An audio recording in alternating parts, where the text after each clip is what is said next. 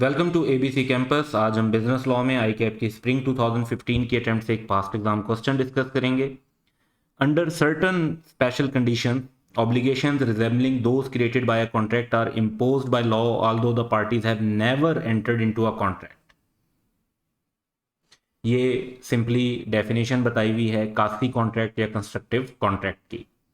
In view of the provisions of the Contract Act 1872 describe the conditions which must be fulfilled for claiming the amount in each of the following cases। तो तीन different cases बताए हुए हैं और उसमें ये बताया हुआ है तीनों ही, क्योंकि ऊपर जो डेफिनेशन दी हुई है उससे इंडिकेशन मिल रही है कि ये कासी कॉन्ट्रैक्ट्स की बात हो रही है। और पूछा हुआ क्या है कि ये नहीं पूछा हुआ कि क्लेम कर सकते हैं या नहीं, ये पूछा हुआ है कि कौन सी कंडीशंस हैं जो पूरी होंगी तो क्लेम कर सकते हैं। तो हमारे आंसर का फोकस कंडीशंस को बताने पर होना चाहिए रादर देन कि हम कोई कंक्लूजन निकालने के ऊपर बात करें। तो पहला सिनेरियो पढ़ते हैं। Baqir supplied a jacket to Sultan in order to save him from cold weather. Sultan who was a minor agreed to pay. अच्छा, माइनर का मतलब है एक ऐसा पर्सन जो incapable of entering into contract है। टू पे ₹2000 for the jacket although its market price was 1500। तो इसमें दो बातें हैं कि क्या वो ये अमाउंट रिकवर कर सकता है।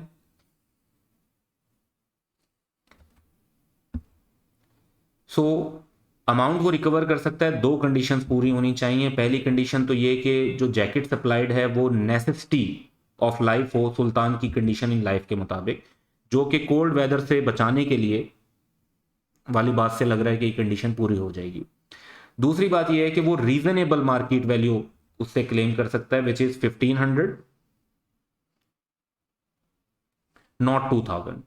2000 इसलिए नहीं रिकवर कर सकता, वैसे अगर किसी और पर्सन के साथ कॉन्ट्रैक्ट करे तो पार्टीज की मर्जी है, जो मर्जी कंसिडरेशन एग्री कर लें, क्योंकि कॉन्ट्रैक्ट यहां पर कॉन्ट्रैक्ट वाले रूल अप्लाई नहीं होंगे। इनकम्पिटेंट पर्सन कॉन्ट्रैक्ट तो कर ही नहीं सकता, उसके साथ वो 2000 वाला तो कॉन्ट्रैक्ट हुआ ही नहीं है। वो तो ये तो सिर्फ लॉ की जो ऑब्लिगेशन है उसके मुताबिक कॉसी कॉन्ट्रैक्ट के अंडर जो है वो क्लेम कर सकता है। उस क्लेम करने में वो सिर्फ रीजनेबल प्राइस ले सकता है। तो ये दो कंडीशन होंगी जो उसको पूरी करनी होंगी। सेकंड सिचुएशन देखते हैं। Ruhi, who paid the electricity bill of Saulat without being asked, is now demanding payment from Saulat।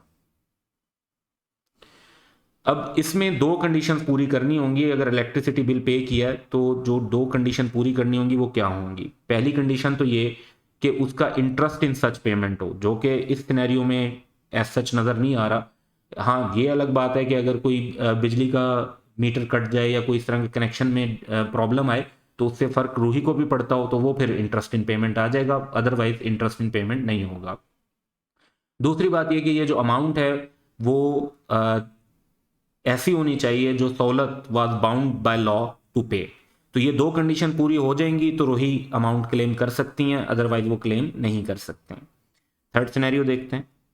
Sami, a coolie, picked up the goods purchased by Nadia from the supermarket and took them to her car. Nadia did not object to it. समी demanded service charges from Nadia. भाई सामान उठाकर जो लेकर गए हो तो उसके चार्जेस दें। तो क्या समी ये अमाउंट रिकवर कर सकता है नादिया से? वंस अगेन कुछ इसकी कंडीशंस हैं, वो कंडीशंस पूरी हो जाएं तो बिल्कुल रिकवर कर सकता है।